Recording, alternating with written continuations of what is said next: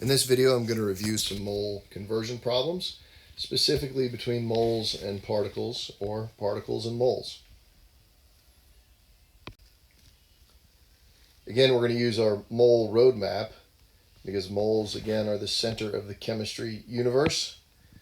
And we are going to convert back and forth between moles and particles. And in order to do that, you need to know this relationship that 1 mole has 6.022 times 10 to the 23rd particles.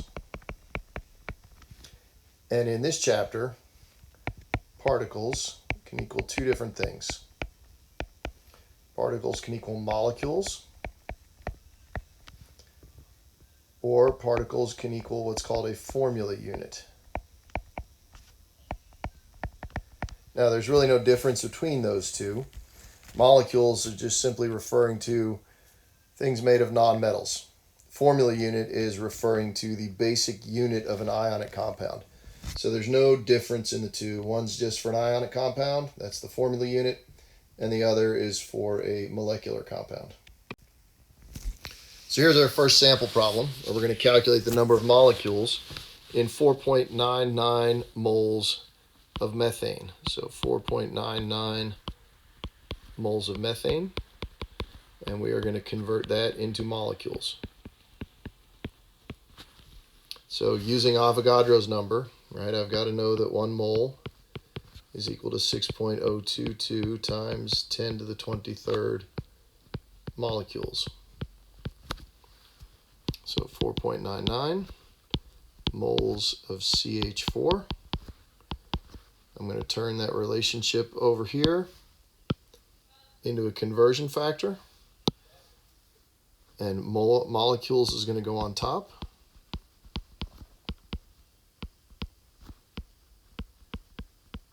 Please don't abbreviate molecules. You might be tempted to abbreviate that with an M, but M is reserved for meters, and then you might be tempted to shorten it to MOLE, but that's moles, so don't do that. All right, it tells us the number of molecules in a mole. Then we're breaking out the calculator again.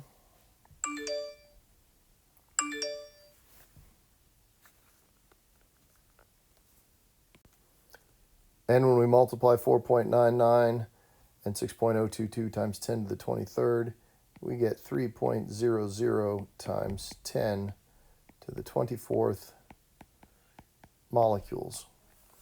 I'm going to go back and just make sure that my units canceled. Moles were on top and on the bottom, so they canceled.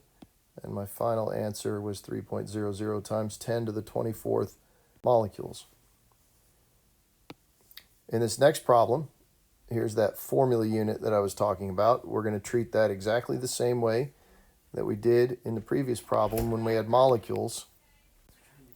So if I have this many formula units, I'm going to use Avogadro's number again. And this time, I'll have his number in the denominator, because the unit that goes with the number there is formula units. And moles will be in the numerator. Now, this is where you've got to be really careful with your calculator to use it the right way, using, again, either the EE button, right, or the EXP button. So I'd like for you to pause the video now and do this calculation and see if your answer agrees with mine.